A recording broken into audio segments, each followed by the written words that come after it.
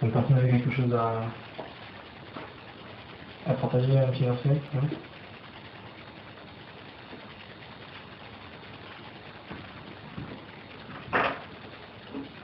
Dites-moi parce que vous savez, c'est quelque chose. Qu'est-ce que ça nous aide? Ah, la fatigue, c'est chaud. Genèse 3, sur le verset 5.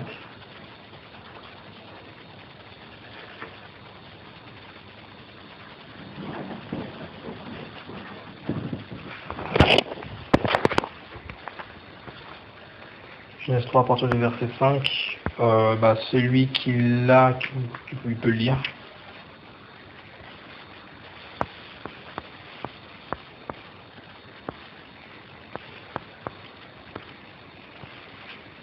Oh, vous n'avez pas Genèse 3 verset 5? Pourquoi c'est au début?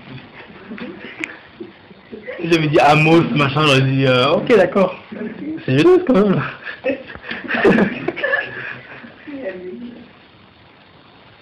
Dieu sait que le jour où vous en mangerez, vos yeux seront ouverts et vous serez comme Dieu connaissant ce qui est bon et mauvais. Voilà. Donc si vous vous souvenez, j'avais parlé il y a quand même pas mal de temps, donc de la connaissance du bien et du mal. Et pourquoi je viens d'apporter ce sujet-là? Parce que, vous savez, pour ceux qui sont en cours, parfois on peut avoir des cours de philo. Et il y a quand même pas mal de temps, j'en ai eu un, et on parlait justement de ça, du bien, du mal, de la bonne morale, qu'est-ce que c'est que le bien, le mal, c'est tout. Non, calmez-vous, j'ai pas dévié. Non, je vais pas vous dire que ouais, je parle de philosophie, ça. Et après, il commence à dévier, puis il parle de la philosophie, comment. Alors, c'est la question. Non, c'est pas ça, c'est juste que de souligner un point. Un point parce que, évidemment, nous sommes confrontés à certains enseignements, certains cours, certaines paroles des hommes. Et ces paroles-là peuvent parfois nous remettre en question dans un bon sens et nous remettre en question dans un mauvais sens. J'entends par là que ça peut commencer à remettre en doute, je dirais, ou en question qui nous sommes dans notre chrétienté. Voilà, notre conscient chrétien, simplement. Et je parle de ces choses-là parce qu'évidemment, la philosophie, d'ailleurs, quelqu'un va me prendre Colossiens 2, verset 8.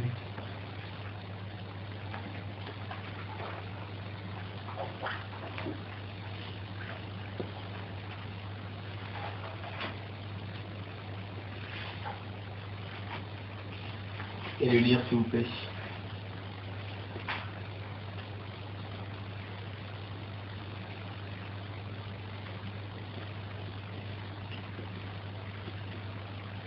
Prenez garde que personne ne fasse de vous sa foi par la philosophie et par de vaines pensées conformes à la tradition des hommes et aux rudiments du monde et non pas à la doctrine de Christ.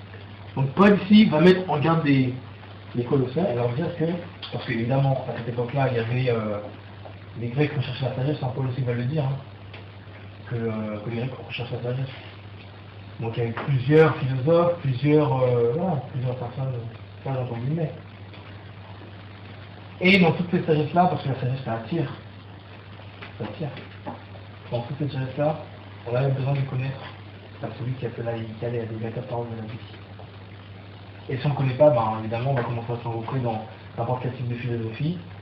Et la philosophie fait toujours monter l'orgueil. Parce que la philosophie, c'est la sagesse de l'homme. Regardez. Alors après, j'ai dit quoi? J'ai dit que la connaissance, en hébreu, c'était yada. C'était yada.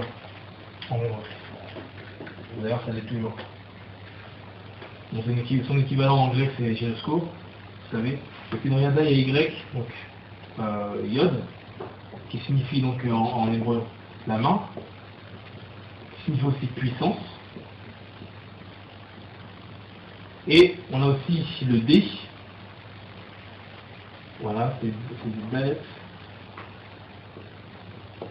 qui signifie la porte,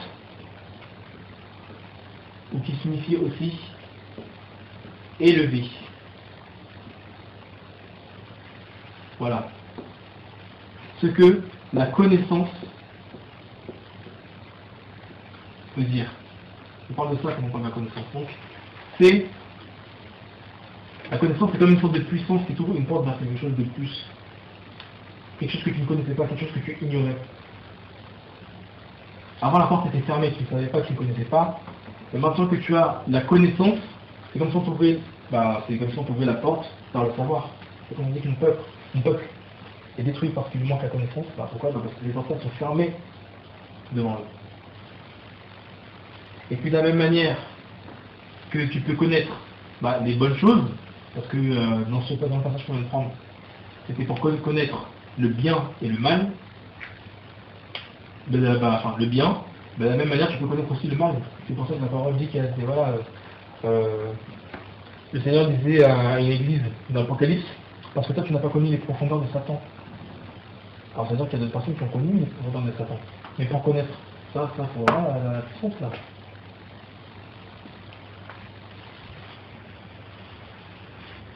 Et donc, c'est une parenthèse que je ressens en même temps, on avait une idée. Et, comme je disais, de la même manière que tu peux être élevé, c'est le porte qui donne la connaissance, élevé vers le Seigneur, de la même manière tu peux être élevé vers le mal. Et là j'entends par là, quoi? La tour de Babel. Qui représente quoi? L'orgueil de l'homme. Le fait que l'homme s'élève par lui-même.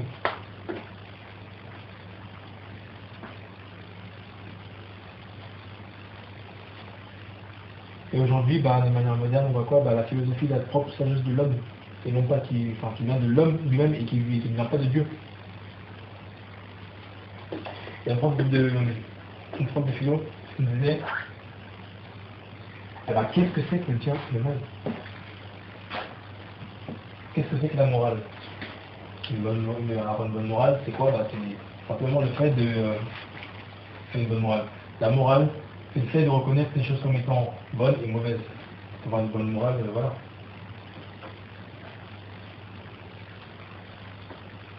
Et seulement, il y a un problème.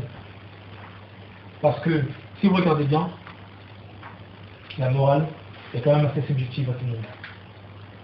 Parce que, dans le monde, ce que certains considèrent comme étant mauvais, d'autres le considèrent comme étant bon, et certaines choses que d'autres considèrent comme mauvais, d'autres le considèrent comme bon, quoi. Et inversement, je ne sais pas si je viens de me répéter, mais voilà, je suis fatigué, mais c'est grave. Je ne sais pas si vous voyez ce que je veux dire. Donc, selon l'homme, la morale, elle est bancale, cette morale.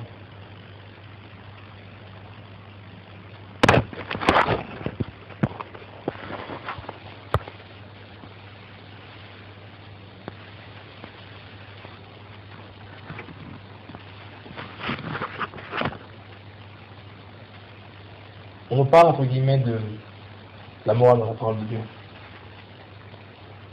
Ça, sous quel mot? Sous le mot conscience. Conscience, c'est Sunéique des 6, qui nous parle de la conscience de toute chose. L'âme comme distinguant entre ce qui est moralement bon ou mauvais, incitant à faire le bien et à éviter le mal, recommandant l'un, le bien, et condamnant l'autre, le mal, la conscience. Voilà, c'est la même chose. Quand on parle d'une bonne conscience, quand on parle d'une bonne morale, c'est ça. Mais là maintenant,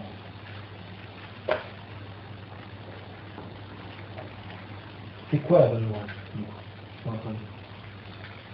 C'est quoi une bonne morale? Parce que on a la, entre guillemets, sagesse des hommes qui nous parle d'une bonne morale, ou qui une morale qui est floue, complètement floue. Qu'est-ce que pour vous une bonne morale?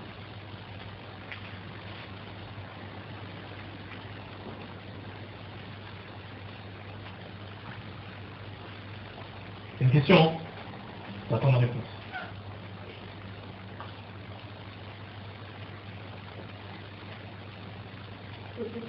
De bien juger comme Jésus. D'accord.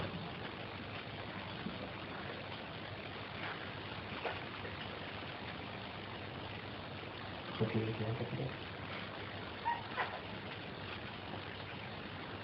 C'est quoi une bonne morale? Je cherche la colère de l'humain, plus que la colère de l'humain. La bonne morale, c'est une activité pour Dieu. Et tu saches exprimer le bien de l'humain. C'est quoi le bien? Bah, le bien, Jésus, puis le bien. C'est le bien de Dieu, le bien de Dieu.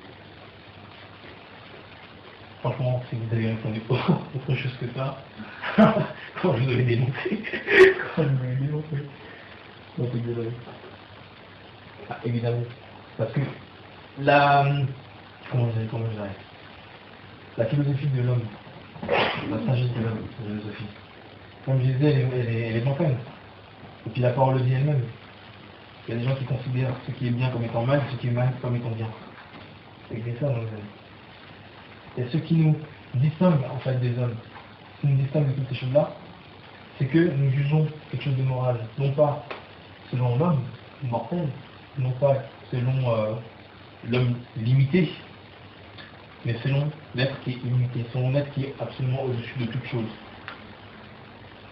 Et qui a le pouvoir de juger absolument toute chose. Et qui a la sagesse de toutes les sagesses. C'est pour ça, forcément, sa morale est la bonne.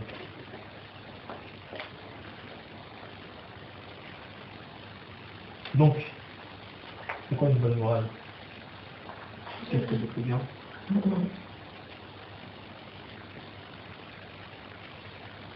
Ouais. Pas plus loin.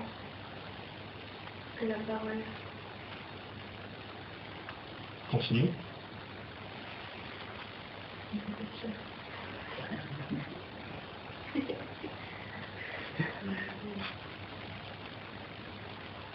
Avec privilège. C'est une bonne morale. C'est dans ça quelque part. Ouais. Poursuis.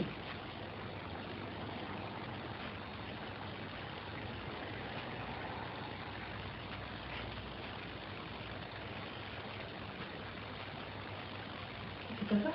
Oui. Et je dis poursuis, vas-y, va plus loin.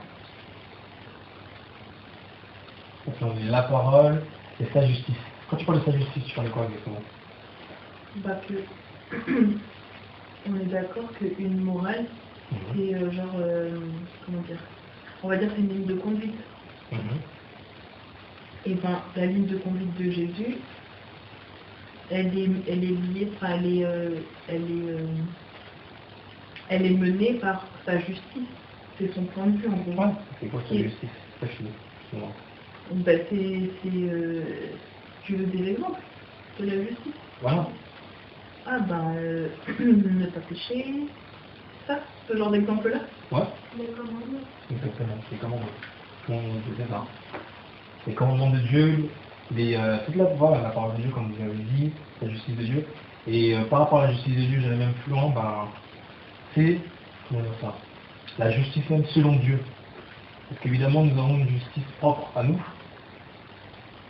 Et Mais la justice, elle n'a rien à voir avec ça. exactement. Elle n'a absolument rien à voir avec ce Seigneur. Ce qui fait que on rejoint la morale par là parce que on peut établir notre propre justice et penser que c'est comme ça et que comme ça c'est bien. Par exemple, quelqu'un qui se fait justice soi-même doit penser que c'est bien, alors que non, selon Dieu, c'est pas bien.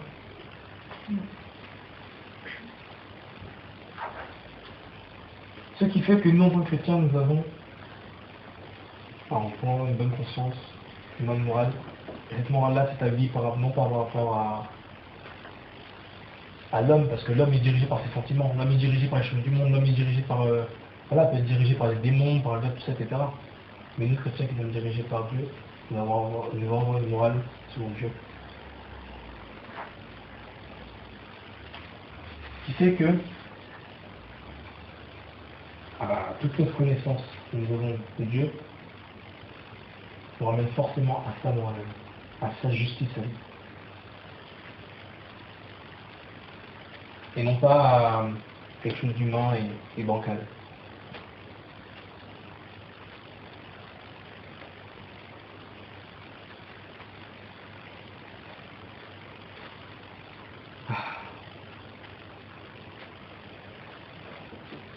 c'est encore plus possible. J'ai pensé hier, quand on était sur la route hier, j'y pensais et puis je me suis dit, mais c'est vrai. Il y a des gens qui disent, qui parlent du bien, du mal, tout ça, etc. Et le problème, c'est que on est tellement, on côtoie tellement les inconvertis que parfois nous commençons à, comment dire ça, à adopter leur propre vision des choses. Et toi, si quelqu'un te frappe, tu fais quoi? Ah ben moi, je vais taper comme ça. On commence à rentrer dans le blanc. C'est ça qui est mauvais, c'est ça qui parle. C'est pour ça que la bonne morale et la bonne conduite, selon Dieu, elle se dirige par rapport à sa parole. Elle se voit par rapport à ses paroles, par rapport à ses commandements, par rapport à ce qu'il a dit, par rapport à ce qu'il attend de nous.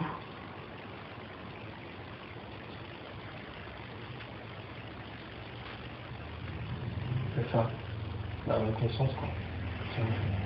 Le fait de sanctifier, etc., etc. Comme je disais, Ali, ne pas pécher. C'est le bien selon Dieu, quoi. C'est même pas selon l'homme.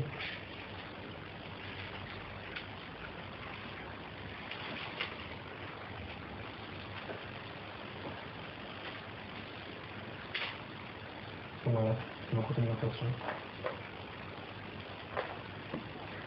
C'est quand il y a des questions, ou d'approfondir,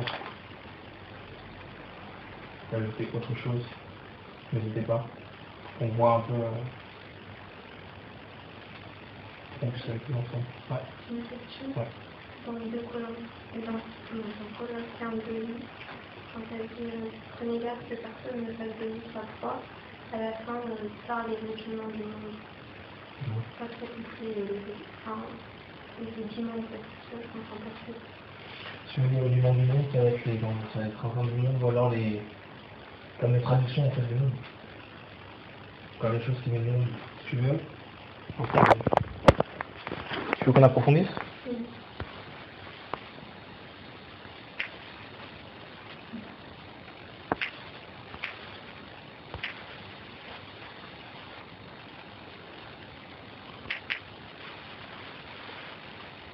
Quand tu regardes un rudiment, donc stoïkeion, on nous parle de rudiments, d'éléments, toute première chose de laquelle les autres qui appartiennent aux mêmes séries ou compositions prennent leur source en élément principe directeur. Là je t'ai perdu. Regarde, un autre exemple. Les éléments rudiments, principes primaires et fondamentaux de toute art, science ou discipline. C'est-à-dire mathématiques, géométrie, euclidienne, etc. C'est vraiment toutes les choses qui sont à la base, si tu veux. À la base, selon le monde.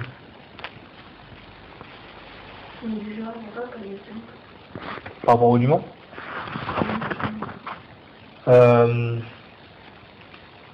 comme c'est écrit là, par exemple la mathématique, enfin les sciences, quoi. Simplement les sciences. Par exemple, on dit que l'homme descend du singe, etc. Et voilà. Ça, c'est quelque chose qui reste, qui perdure. C'est quelque chose qu'on enseigne même à d'autres personnes dans l'école, etc. C'est partie des rudiments du monde. Tu veux, ça veut dire raisonnement. Raisonnement moderne. La théorie du genre, par exemple. Comme quoi, on n'est pas homme ou femme, mais on a le droit de choisir. Ça nous dit aussi les éléments d'où toutes choses sont venues, la matière qui fait l'univers. Je t'en parle à un autre élément du monde, le Big Bang.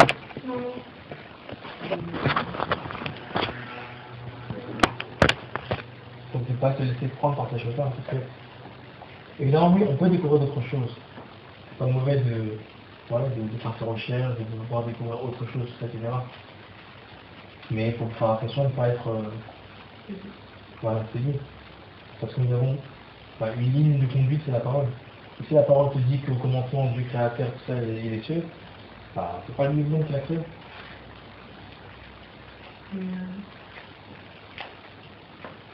Ça me fait penser à un jour dans une prédication, il y avait une fille qui mettra les sens et tout. Et puis elle a dit qu'elle croyait au Big Bang. Et je crois qu'elle lui a dit ouais mais Big Bang, tu sais ce que ça veut dire? Genre en gros Big Bang gros quoi, et Bang, il a dit tu sais, enfin ce qu'il faut pour qu'on entende Bang, et genre il prenait l'exemple d'un pistolet, pour qu'il y ait Bang en fait, faut qu'il y ait quelqu'un qui appuie sur la détente. Et donc comment le Big Bang a pu produire si personne n'a appuyé sur la détente en fait? Donc qui a appuyé sur la détente? J'ai trouvé ça tellement fort.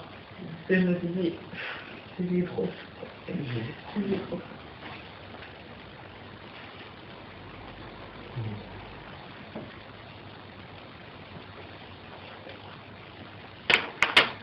Donc voilà, faire attention aux éléments, les philosophies, les traditions, comme par exemple Noël, des choses comme ça.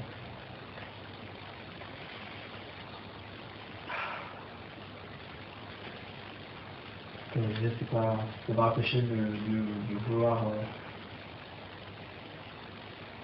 de faire des recherches, tout ça, sur tout ce qui est la science, etc. Il ne faut pas que ça contredise la parole de Dieu. Si ça commence à contredire la parole de Dieu, il faut regarder. Voilà. Un autre?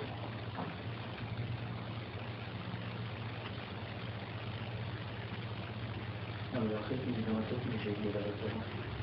La photo, quand on détermine ce qui est de Dieu, qui est juste par ce Dieu à l'intérieur.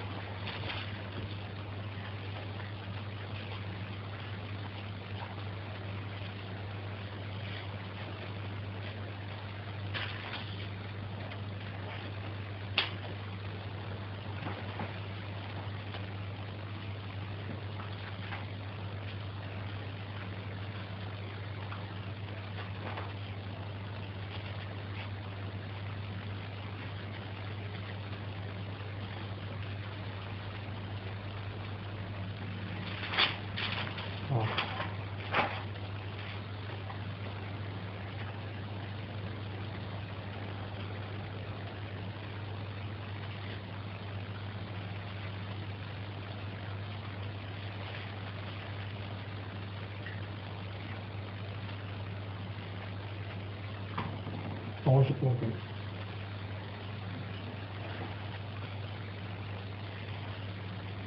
Faut pas comme tu dis, ça veut quelque chose, c'est voir ça. Moi, juste pour dire que tu dis que ce qui vient de Dieu, la justice de Dieu, elle est parfaite. Elle est juste.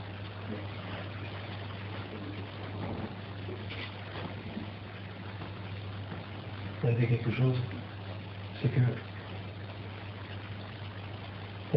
cette morale-là est forcément la bonne parce que cette morale-là nous invite à aimer le prochain comme nous-mêmes.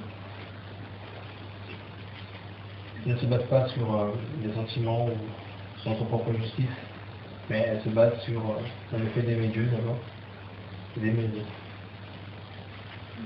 Donc on voit que c'est une morale qui t'amène vers la paix et non pas vers la vengeance.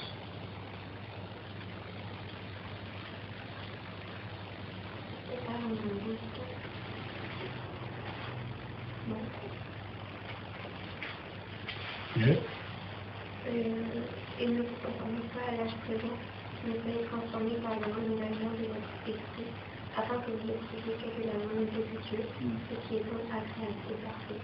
Ouais. Ouais, c'est ça.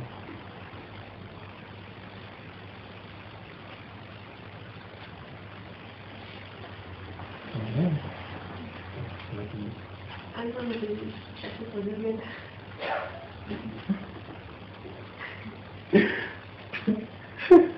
Ça va, c'est vrai. Tout à fait. Après, c'est bien, t'as dit la vérité. Ouais, effectivement.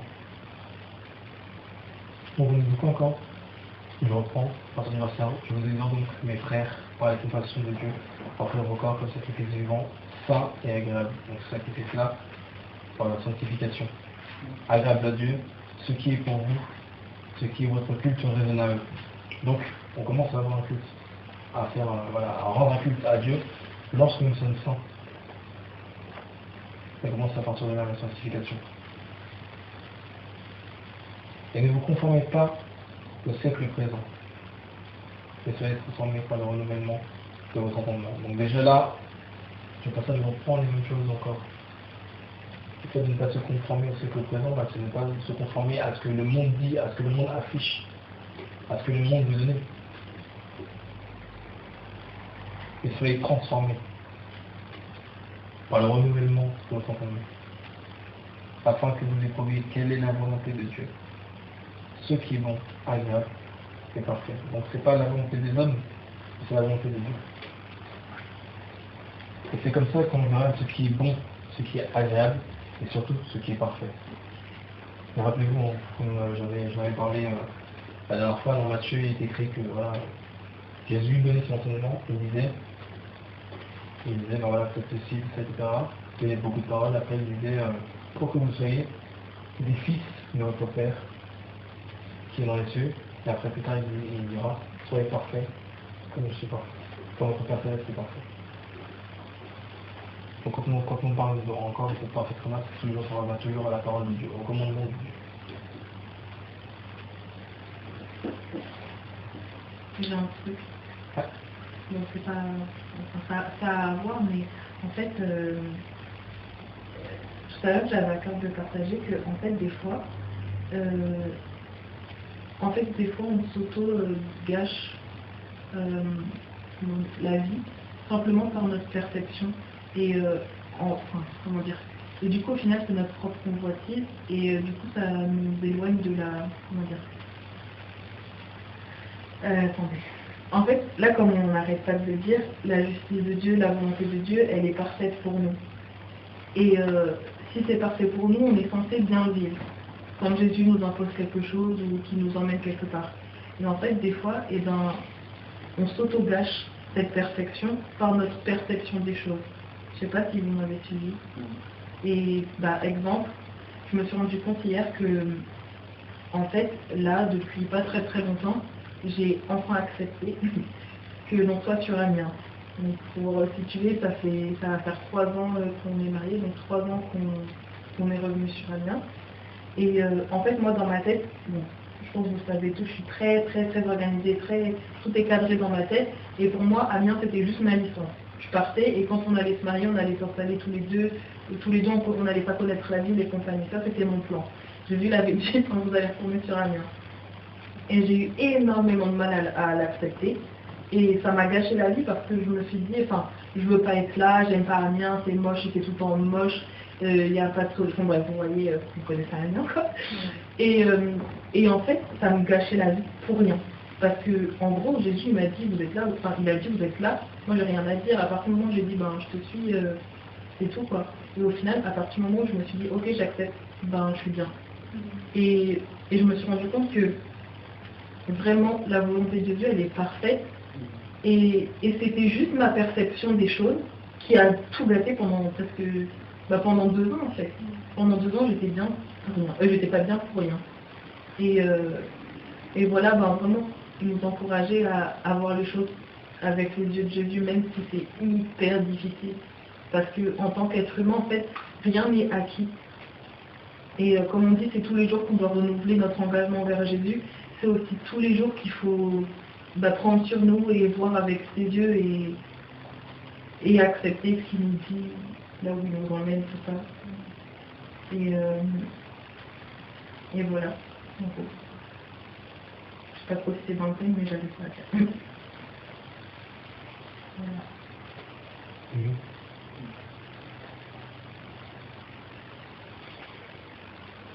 Vas-y, ça va avoir une couille. C'est un peu ce que tu considères comme étant bon pour toi. C'est ce que tu considères comme étant mauvais pour toi.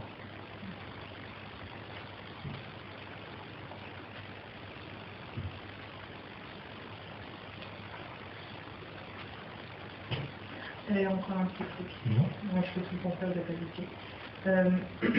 Il y a pas, enfin, la semaine dernière et la semaine d'avant, en fait, pendant 2 semaines, j'étais pas très bien et je comprenais pas trop pourquoi. Et à un moment donné, j'ai compris en fait que j'avais perdu la paix que Jésus m'avait donnée le 3 février 2018. Et je l'avais perdue parce qu'en fait, je me suis laissée submerger par mes angoisses. Et oh, pourquoi je fais ça? On l'a habitué aussi. En fait, avant Jésus, j'étais quelqu'un de très angoissé. Et je sais que Jésus qui travaille, et vu qu'on a fini, vu qu'on a fini l'épreuve là, début février, j'ai eu mon temps de repos et ça y est, on réattaque. Et en fait, Jésus là, il est en train de me travailler beaucoup sur les choses sur lesquelles je n'ai pas de prise en fait. Et c'est le genre de choses qui m'angoisse. Enfin, si je laisse ma chair, je suis capable de ne pas sortir de chez moi tellement ça m'angoisse. Et en fait, je me suis rendu compte que, ok, j'ai pas de prise, mais enfin, j'ai pas de prise en fait sur des choses qui se passent, tout ça. Et pour autant, j'ai dit oui à Jésus. Et ça veut dire que ce que je suis en train de dire, c'est écrit. Et que je le veuille ou non, en fait, Jésus, il est là en fait et il gère. Et c'est pas parce que moi je ne gère pas que Jésus ne gère pas. Et ça revient en fait à notre perception. Des fois, on s'angoisse tout seul.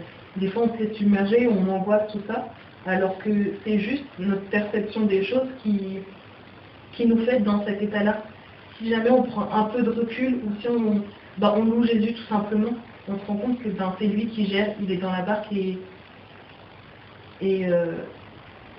ça va aller en fait. Même si on ne sait pas comment ça va aller, ça va aller. Mais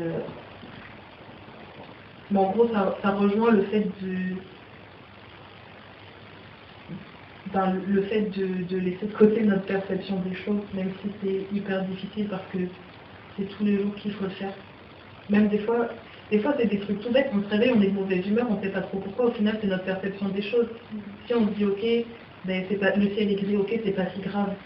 Au moins je peux le voir, je suis pas avec, on change de perception, et là, notre humeur elle change du tout au tout. Et voilà. Et j'ai fini pour moi. Jusqu'à la prochaine.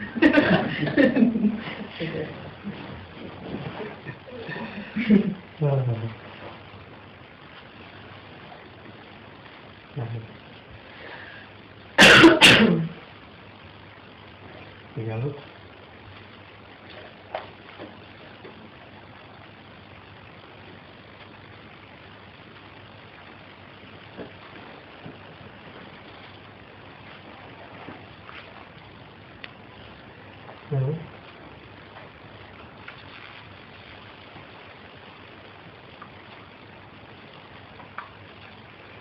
On va terminer, non?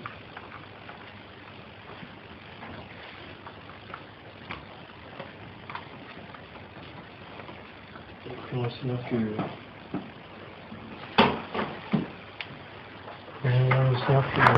que